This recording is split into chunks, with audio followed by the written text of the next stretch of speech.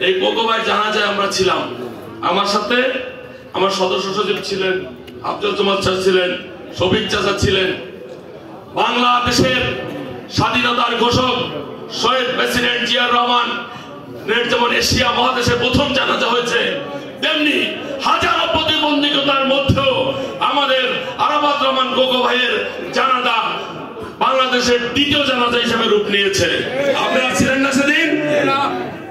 ভাই, ষড়যন্ত্র কিন্তু শেষ হয় নাই।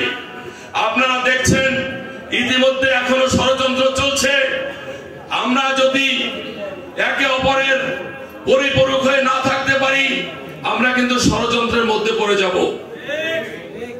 মাঠে সশস্ত্র বাহিনীরা আছে, আমরা তাদের সহযোগিতা করতে চাই।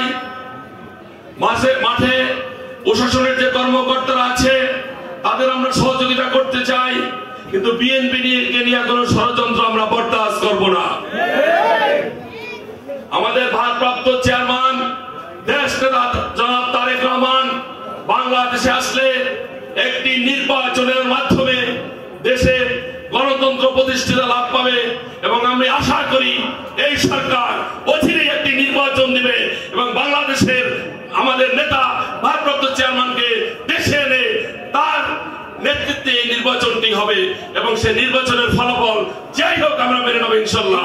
কিন্তু ভারপ্রাপ্ত চেয়ারম্যান ছাড়া কোনো নির্বাচন বাংলাদেশের মাঠে বরদাস্ত করা হবে না। আমরা যে কোনো বিষয় এই সরকারকে সহযোগিতা করতে চাই, কিন্তু কোন ষড়যন্ত্রকে আমরা বরদাস্ত করব না। ভারপ্রাপ্ত চেয়ারম্যান বাংলাদেশে না আসা পর্যন্ত আপনাদের কাছে আমার অনুরোধ, গোলগঞ্জ শরণখোলার মানুষ যাতে ঘরে বসে থাকবেন না, মাঠেই থাকবেন ইনশাআল্লাহ।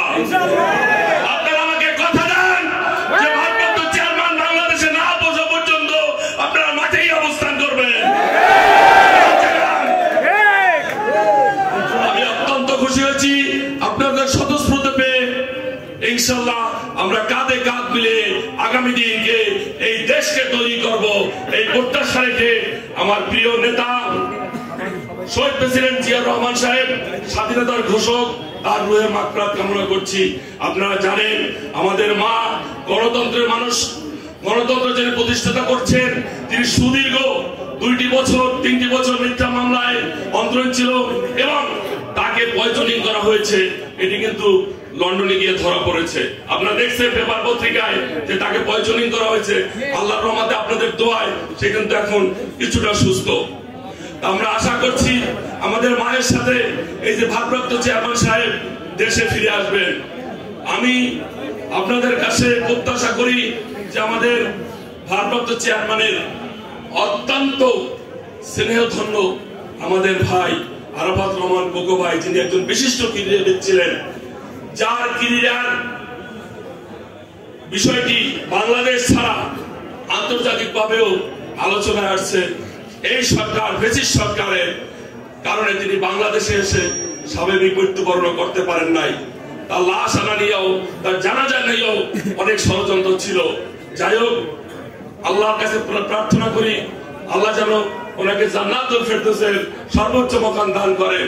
এবং পরিশেষে আমি জাতীয়তাবাদী দল, আমরা ভারপ্রাপ্ত চেয়ারম্যান না আসা পর্যন্ত মাঠে থাকবো, কোন ষড়যন্ত্রে আমরা অংশগ্রহণ করবো না, এই প্রত্যাশা রেখে শেষ করছি।